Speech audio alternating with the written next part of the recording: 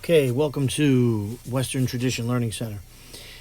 I just wanted to do a few videos on philosophy, some quotes from philosophy, discussing, things that I find interesting. And one of my favorite philosophers is the Roman Emperor Marcus Aurelius. Now, of course, I don't know if he considered himself really a philosopher. I mean, he was an emperor, and he wrote a book that we call the Meditations, which is simply a recording of his thoughts, really a journal. And he studied Stoicism, which was very popular in ancient Rome, especially during his time period, when the good old days were kind of gone, and difficulty was besetting Rome, sort of like what we have in America today. With really, I hate to say, foreign invasion we really have going on here, and debasement of the currency, and constant wars, and moral corruption, and a breakdown of society, and et cetera, et cetera. And Marcus kind of went through the same things, and the West is really experiencing that a second time. So he's very apropos, shall we say. So I'll probably do some videos just taking out different quotes, and you'll have to just kind of listen, and I'll explain the quotes to the best of my ability. I'm not saying it's going to be perfect, but I'll do my best. This is a quote up here that says, "The happiness of your life depends upon the quality of your thoughts." Well, that is true. That is true. What we choose to think about makes all the difference in our attitude and how we feel on a daily basis. If we constantly think, on the bad things, we're not going to have a good day. Though there may be bad things, it's how we, how we deal with them. So what I want to do is, though that's a nice quote, but I want to read part of Book 2 of the Meditations. And I'll take a few readings from that, and then we'll, I'll kind of talk about it. Okay, so this is from Book 2. Book 1 of the Meditations, he really thanks people in his life that have helped him, which is very nice that he actually thanks people. He was humble in many ways. His son was awful. Commodus was atrocious, but he was, and it's really amazing how he could give birth to such a child, but he did. But Marcus was such a good man in many respects. He did persecute Christians, which I don't really like, but he did, because I am a Christian and proud to be.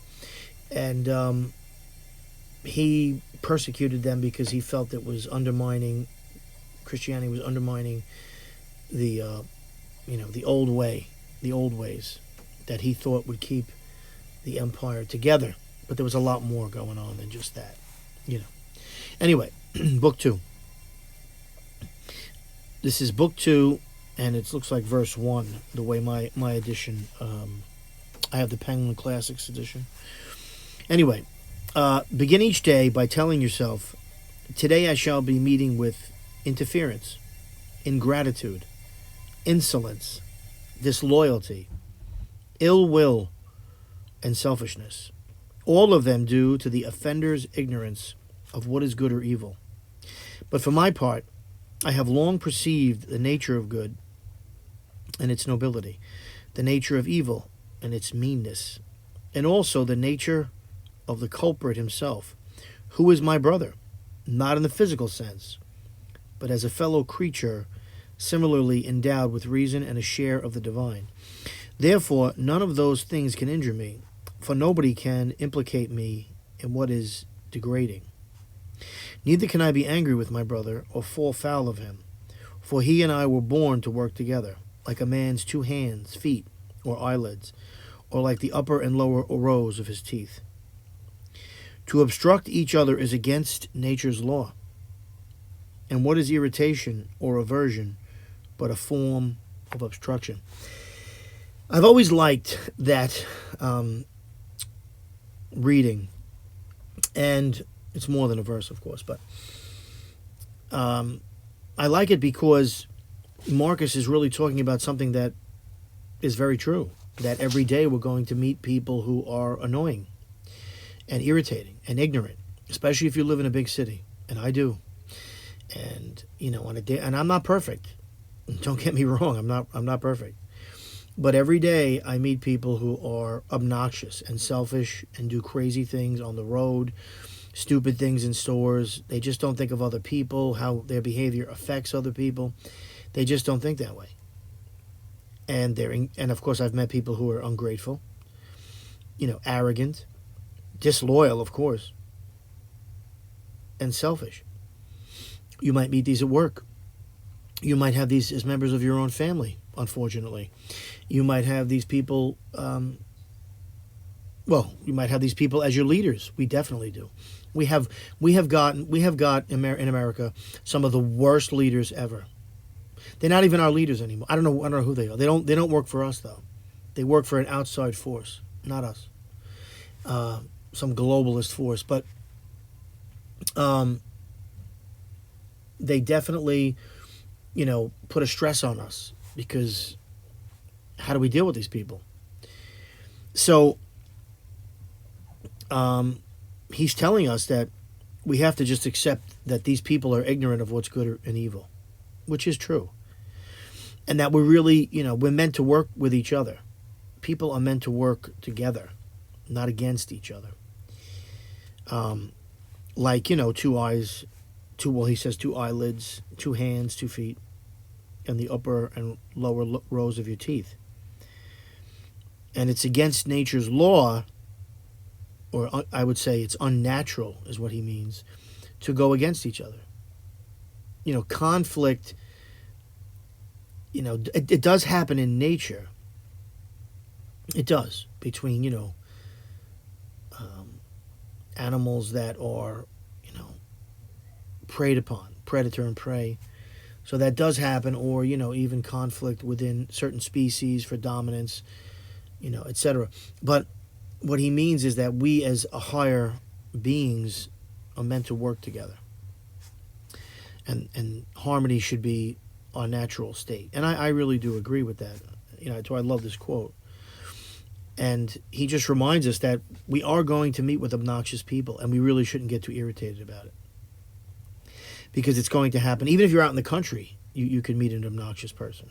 I mean, it's very possible. I'm sure those in the country would agree with me. That you might have a neighbor that's, 10 miles away, or 5 miles away, 3 miles away, and then you meet that neighbor and they're pretty annoying. So it's very possible. Anyway, I think that that's rather interesting, and we should think about that, what Marcus is saying. I want to read you another one before I end the video. This is, I guess, part 2 of book 2. A little flesh, a little breath, and a reason to rule all. Now, he capitalizes reason, meaning our ability to think critically, I think. That's what he means, and reason things out. That is myself, he says. That is who he is. He says he's flesh, he's a little bit of breath, and he can reason things. So he's mind he's talking about. Forget your books, no more hankering for them. They were no part of your equipment, meaning you weren't born with your books. As one already on the threshold of death, think nothing of the first. Of its viscid blood, its bones, its web of nerves, and veins and arteries. The breath, too, what is that? A whiff of wind, and not even the same wind, but every moment puffed out and drawn in anew.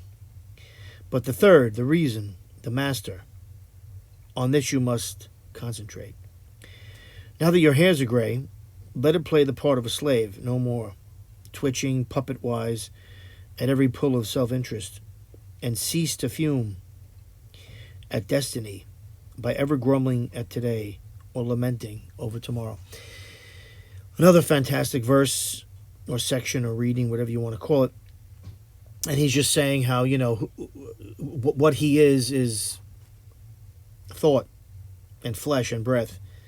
And as he's grown older, he can accept things more easily. Or he should accept things more easily. and not be a slave to his passions. See, Stoics were not supposed to be slave to their passions. People today, in many respects, are slave to their passions. I mean, look at the obesity rates in America. They're slaves to eating, or slaves to smoking, or drug use, even pot smoking. I'm sorry. That's like the vogue thing, but if you have to do that every day, you're a slave to it. So, and anything really you could be a slave to. And that's what Marcus is talking about. Stoics should not be a slave to anything. You should be able to walk away from anything. Walk away from the food, the drinking, whatever. That's what he's saying here. And how, we're breathing and we're made of flesh and we can reason things out and that's it. And before you know it, we're headed for death. And stop worrying about your destiny or about, what's going to happen tomorrow and be upset about it. The Stoics really just accepted what was. And I think because of that, they had more happiness. There was no reason to get upset about everything. Accepting what is. Not that they would neglect preparation or dealing with an issue or a situation, but I think they wouldn't freak out about everything. We have a media in America that's constantly trying to get us to freak out about everything. It's time we stopped. It's time we stopped being their puppets and their fools. Look around you. Look around you. Look at the people around you who are just fools and puppets for the media. Look at their behavior. They're watching television constantly. So, this philosophy is very apropos today. We should be careful about what we're, putting into our minds, I think, and what we're accepting is true. So, I think that's two very interesting readings. Anyway, I'll end that for now. I don't want to make these videos too long because all of you have things to do. But I'll do it again. I'm going to read another one. I'll do like a little at a time, and hopefully we'll have some fun here thinking about these things. And you may have a completely different interpretation of what I said, and that's fine. I urge you to get a copy of the Meditations and to read it. It's a fantastic work. Fantastic. It's one of the greatest. And it was not really meant to be published. It was when he died, it was in his effects. And they found it, and they had it copied and published for the world to enjoy. And, in the Middle Ages, the church saved this for us. So I'm very glad they did. Anyway, have a great day. Thank you for listening.